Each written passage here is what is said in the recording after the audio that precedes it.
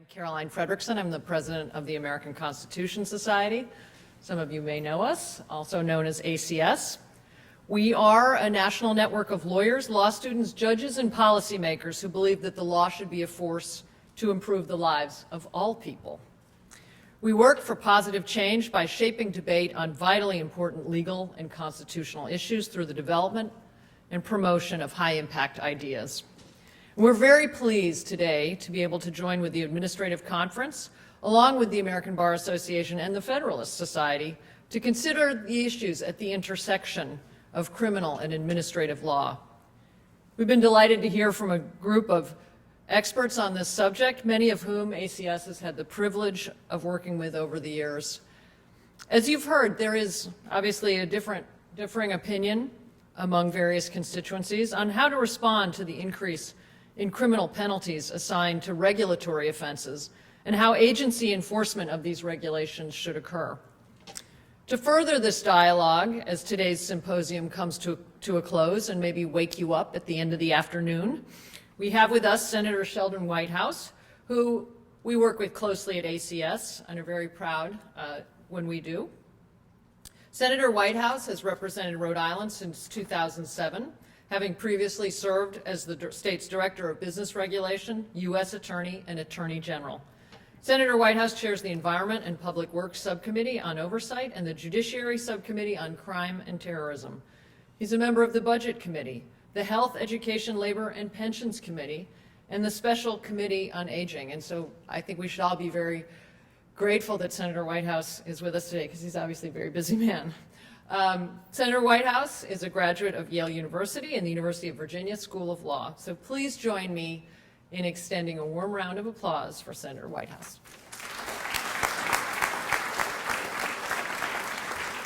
Thank you, Caroline, and good afternoon, everyone. Nothing like several hours of discussion about regulatory law to stimulate a fellow, huh? I'm grateful to the Administrative Conference of the United States, to the Bar Association, to the Federalist Society, and to ACS for this important event. I have been an advocate in regulatory proceedings. That's how I started my career. I've been a regulator. I was my state's Director of Business Regulation, and I've been the U.S. Attorney and the Attorney General for my state. So criminal and regulatory law is an area of considerable interest to me. And let me open with a word of gratitude for regulation. Medicines are not snake oil mysteries any longer. People are rarely burned or killed in boiler explosions. Automobiles have airbags. Smokestacks have pollution controls. Stock jobbers have a harder time gulling innocent investors. Most insurance companies and policies actually pay when the insured hazard occurs. Quacks and barbers can't be doctors. We take for granted the safety and reliability that a regulated world has built. We also take for granted how regulation helps advance our economic progress. Regulation helps channel America's competitive enterprise into valuable, helpful innovations, instead of into new tricks and traps for consumers or new ways of cutting safety corners. Confidence in our industries grows when consumers know they can count on the safety and reliability of the product. Ask yourselves, would the American pharmaceutical industry be the world powerhouse that it is if patent medicine hucksters were still allowed to operate? Regulation sets a positive frame for economic progress. And where there are common goods we share, like clean streams and oceans or unpolluted skies, there is a perverse economic incentive to abuse the resource, leaving us all poorer. This is the principle described in Garrett Hardin's famous Tragedy of the Commons. Regulation constrains this perverse economic incentive and protects our precious common resources. Now, critics of regulation will often point out that regulations can be overbroad, out of date, ineffective, or unduly burdensome. Of course, error and obsolescence occur in any human endeavor. To maximize the economic benefit of regulation, we have to keep regulations efficient and up to date. But my experience is this: when the deregulatory crowd comes to operationalize this principle, the target is rarely some obsolete technical regulation that properly needs updating. The target is the Clean Air Act. The target is the ban on insurance companies denying coverage to people with pre-existing conditions. The target is regulations to keep Wall Street from trashing the economy again. Often when you pull back the curtain marked, "Regulation can be obsolete and burdensome," there's a Rottweiler behind the curtain. On the other side of the coin, there is a threat at least as great as burdensome regulation: the threat of regulatory capture, when powerful interests gain improper influence over regulatory agencies. Catastrophic consequences can unfold, as we've seen recently in the Minerals Management Service and the Gulf oil spill, in the Mine Health and Safety Administration and the Sago mine disaster, and in a suite of financial regulators and the recent global financial meltdown. In each of these cases, captured regulatory agencies, overly beholden to the regulated industries, failed to protect the American people. The problem of regulatory capture has been recognized for decades. Woodrow Wilson explained more than 100 years ago, I'll quote him, "If the government is to tell big businessmen how to run their business, then don't you see that big businessmen must capture the government in order not to be restrained too much by it?" Regulatory capture has been discussed in the research of Nobel laureate George Stigler, in innumerable textbooks and hornbooks, and even on the opinion pages of the Wall Street Journal. Despite all this history, and despite so much recent painful experience, we have yet to develop a systematic effort to identify and uproot regulatory capture. That is a task long overdue. At the intersection of criminal law and administrative regulation, there are thus times when an independent prosecutor may be the only official capable of acting for the public, where cowed or compromised regulators fear to tread. Let's look at one area we can rip from the headlines: campaign finance. Last year, I held a hearing in my Judiciary Subcommittee on Crime and Terrorism on the failure of enforcement, both regulatory and criminal. Here's an actual fact pattern. A supposedly independent super PAC supports only one candidate. The super PAC was founded by that candidate's former campaign lawyer. It employs the same consulting company the campaign uses. That consulting company's founder is a former strategist for the campaign and is married to a current campaign advisor. That is an actual fact pattern, and we are to believe that this super PAC is independent. In the Federal Election Campaign Act, Congress defined independent expenditures as ones not made in concert or cooperation with or at the request or suggestion of such candidate, the candidate's authorized political committee, or their agents, or a political party committee, or its agents. Larry Noble, a witness at my hearing, who is the president of Americans for Campaign Reform and former general counsel at the FEC, said, "The FEC narrowed the coordination rules over time to the point where they were seen as totally ineffective. Indeed, they are narrowed to the point where candidates now customarily post footage so that super PACs supporting them can incorporate their footage directly into the super PAC's ads." Maithili Raman, the acting Assistant Attorney General for the Criminal Division, looked at the regulatory failure at the FEC, including, by the way, the case of a super PAC run by a candidate's mother, and concluded, "As a result, it will be rare that the evidence could give rise to proof beyond a reasonable doubt of criminal intent to illegally coordinate through contribution to or expenditures by a super PAC." So there you have a senior federal law enforcement official stating that the actions and inactions of the FEC on coordination have hampered criminal enforcement. Regulations pertaining to disclosure are no better. The Federal Election Campaign Act states that groups making independent expenditures must disclose each person who has made a contribution in excess of $200 made for the purpose of independent expenditure. That seems pretty straightforward. Yet Republican commissioners at the FEC have said that the disclosure law only applies when the donor explicitly gives to fund a specific advertisement. For the sake of real disclosure, a clear federal statute prohibits giving a contribution, quote, in the name of another. Yet, in the 2012 elections, we saw blatant use of shell corporations to conceal multi-million-dollar contributions to super PACs, and the FEC unwilling to even investigate. One shell company appeared, contributed $5 million to a super PAC supporting a presidential candidate, and then dissolved shortly thereafter. Now, there is one type of organization that need not disclose its donors. That's the 501c4 social welfare group.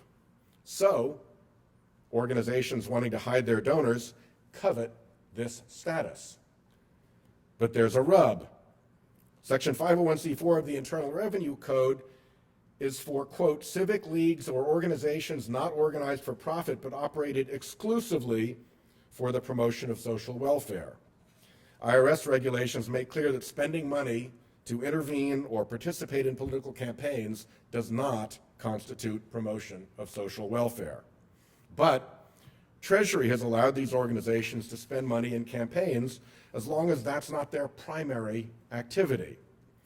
The dark money groups have taken this to mean that 49% of their spending can be on independent expenditures, and the other 51% can be on a combination of issue ads, which are thinly veiled political attack ads, and transfers to other organizations that then spend money on political ads. So drill down, and you find that groups often state in those IRS filings, under penalty of perjury, that they are spending no money on elections. And those same groups also report, under penalty of perjury, millions of dollars in election spending to the Federal Election Commission. Let me be very exact about this. The IRS application form for 501c4 status includes question 15. Has the organization spent or does it plan to spend any money attempting to influence the selection, nomination, election, or appointment of any person to any federal, state, or local public office or to an office in a political organization?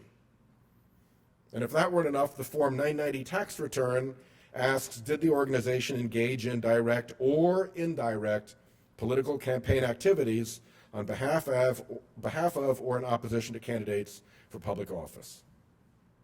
Organizations answered no to these questions and then spent millions.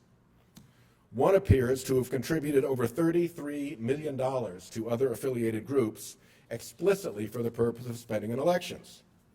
That brings us to the Department of Justice. It is a federal crime under 18 U.S. Code Section 1001 to make a material false statement on federal filings like these. It's also a federal crime under 26 U.S.C. 7206 to make a material false statement on the IRS form. Yet, no groups, none, have been referred by the IRS to the Department of Justice for investigation or prosecution.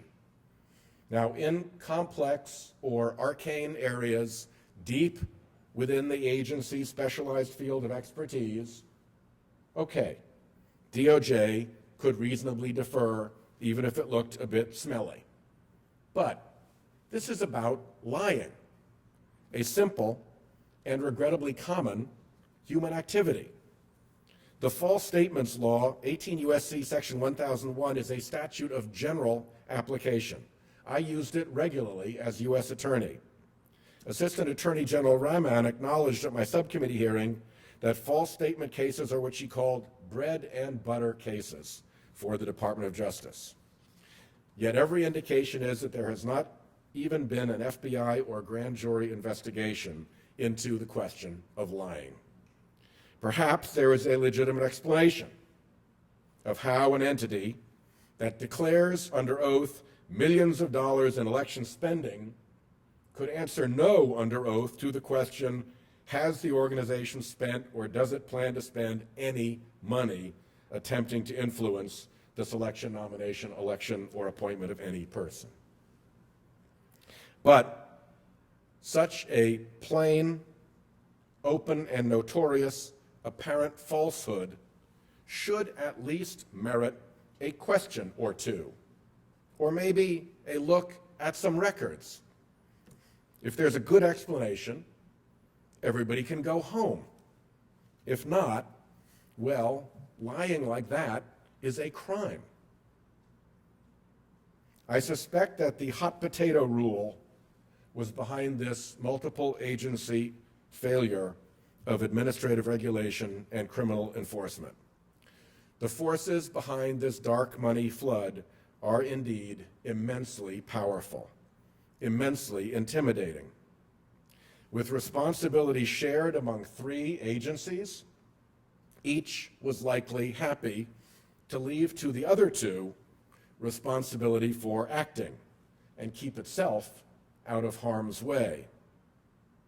The result of this triple failure has been a sickening failure of American democracy that we all witness around us. What one Kentucky newspaper pungently described as the tsunami of slime. Disclosure of who's behind political spending is the law of the land. Even that grotesque Citizens United decision recognized the importance of disclosure to proper citizenship. To their credit, Treasury and the IRS have at last proposed new rules to clean up this mess by clarifying the limitations on political spending by 501c4 groups. In comments submitted with 15 other senators, we wrote that these new IRS regulations must put an end to the use of 501c4 status as a means of evading campaign finance disclosure requirements. But the potato is hot indeed, as the headlines show. But Treasury, the IRS, and DOJ could have prevented untold, self-inflicted damage to their credibility, as well as years of lawless, undisclosed spending, the tsunami of slime, if they'd acted sooner, as many had urged. They are now in a public firestorm anyway, so avoiding the hot potato didn't turn out to be such a great strategy. I think these examples from the campaign finance context illustrate 3 things. 1, the importance of getting regulations right. 2, the importance of creating a responsive enforcement regime. And 3, the importance of independent prosecutors who are willing to step in when timorous regulators, buffaloed by forces they are supposed to regulate, fear to do their jobs. Regulatory capture often comes through revolving doors with industry, or through favors and perquisites from industry, or through encroachment of the regulated industry into the regulatory agency, but it can also come from plain old fear, from the regulated industry hectoring and bullying and pillorying the regulator. Whatever the method of its capture, a captured regulator fails the public it was sworn to serve. A second lesson is that where criminal enforcement provides a backstop to protect the public, it too can fail, either because the prosecutor feels the area is so complex that it is best left to the agency's expert determination for good or ill, or because the potato was just too damned hot.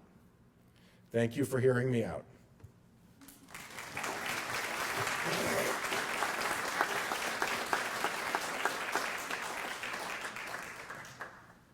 Do I take a question or two? I think that was what my program said. On the other hand, I'm also between you and the end of several hours of discussion of regulatory law, so I don't want to overburden my welcome here. Sir.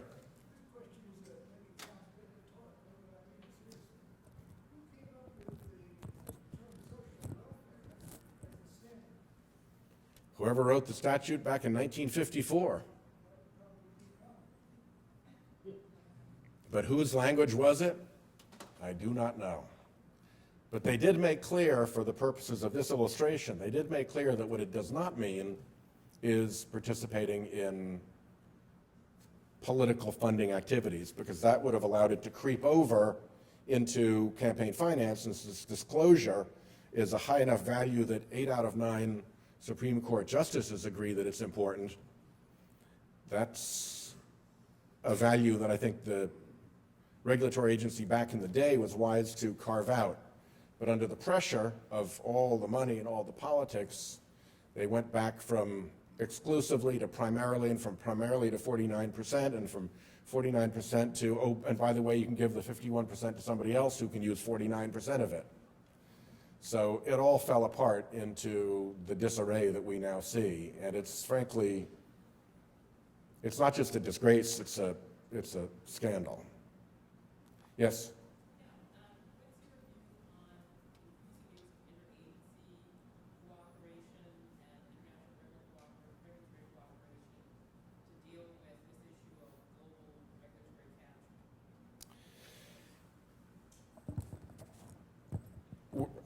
I'll say two things. One, we are so primitive in terms of regulatory capture. There is no office of government in the entire great United States government that has as its task explicitly the job to identify signs of regulatory capture. And there probably are metrics you could look at. If you looked at policies of socializing with the regulated industry, if you looked at some of the revolving doors that were flowing, I think that there's a way you could develop metrics that made sense. We haven't even tried. We haven't even begun to embark on it. Administrative law hornbooks write about it. Economics treatises are written about it. Nobel Prize winners discuss it. Presidents talk about it. And yet, like the weather, nobody does anything about it. So we got a long way to go on the regulatory capture front before we're really even in the game or even on the field.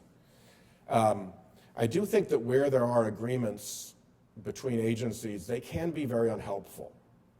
The reason that the federal prosecutors wouldn't look seriously at these, what appear to be blatant falsehoods on the 501c4 applications, is because they have developed a policy with the IRS that they won't investigate anything unless there's been an IRS referral. And the last thing that the IRS wanted to do was to refer this. They just wished it would go away, I think. And obviously that wasn't a very successful strategy, but that was an unfortunate use of the memorandum of understanding between DOJ and IRS, particularly where it comes to an area where you don't have real agency expertise into which a prosecutor is intruding who does not have that really developed expertise. This is about lying. Every prosecutor knows how to make that case. That should not have been a standard. Similarly, I think some of the rules barring and allocating enforcement authority over sexual assault in the military were not helpful in terms of having DOJ just stay completely out of it and leaving that problem to military prosecutors, which for a long time was a very unfortunate situation and still a pretty bleak one. So those, you want to worry about those memorandum of understanding between agencies, because very often it's for the comfort of the two agencies and not for the best service of the public. Yes, ma'am.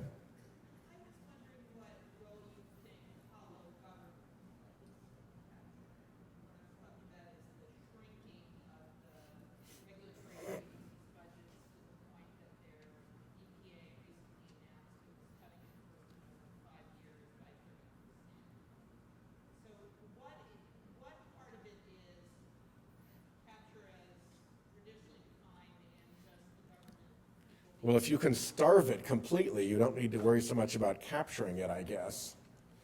I do think that the less independent expertise an agency is capable of building up, it then has two choices. It either has no expertise or it has to go to the industry for expertise. And if it goes to the industry for expertise, that expertise is probably not always going to be offered in a purely neutral and dispassionate, objective way. And so it does lean the institution more towards seeing the world from the worldview of the industry rather than the public. Yeah. You used to talk about capture in terms of the iron triangle, the industry, the captured agency, and then the captured congressional committee. So as a member of various congressional committees, how have you tried to avoid that happening with your committees, or do you see that as a problem?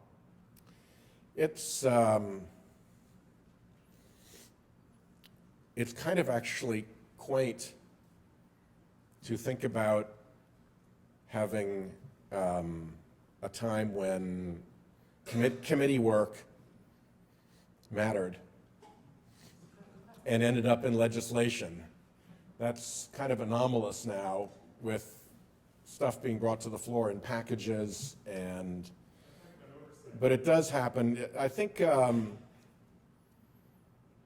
it varies. I suspect that Ag and Energy are the two committees that are most like a regulatory agency that have a specific industry kind of within their, HELP covers a broad array of issues. It would be hard to really pack it with so-called pro-industry folks. What industry? And I think some committees develop very good habits of oversight, armed services, intelligence, where you have big government establishments that need to be overseen and in turn regulated. So I haven't really seen that much in action. I think that the forces that are constraining us tend to be more tidal and societal forces. We will create a reaction if you try to put the words climate change into any piece of legislation. And there'll be every effort made to knock those terms out.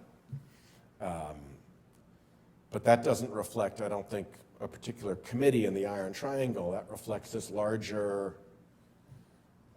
power that has had such an unfortunate influence on fair and honest and fact-based debate in Washington.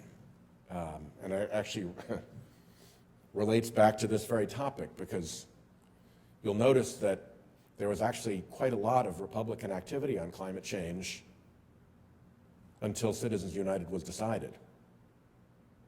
And then 90% of the money was avalanched in from the right. And as many of my Republican friends are fond of pointing out to me, hey, there have been times when they've been spending more against us than they've been spending against you. The first step of the Citizens United flood of money was a purge in the Republican Party. And it was at that point that discussion of climate change became untenable.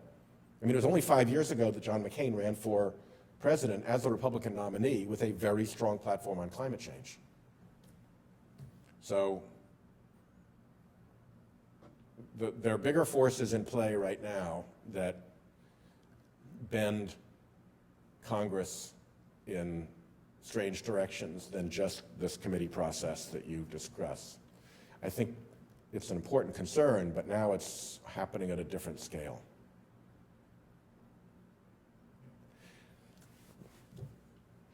That's the clock. Okay, I'm being summoned. Thank you all very much. I appreciate it.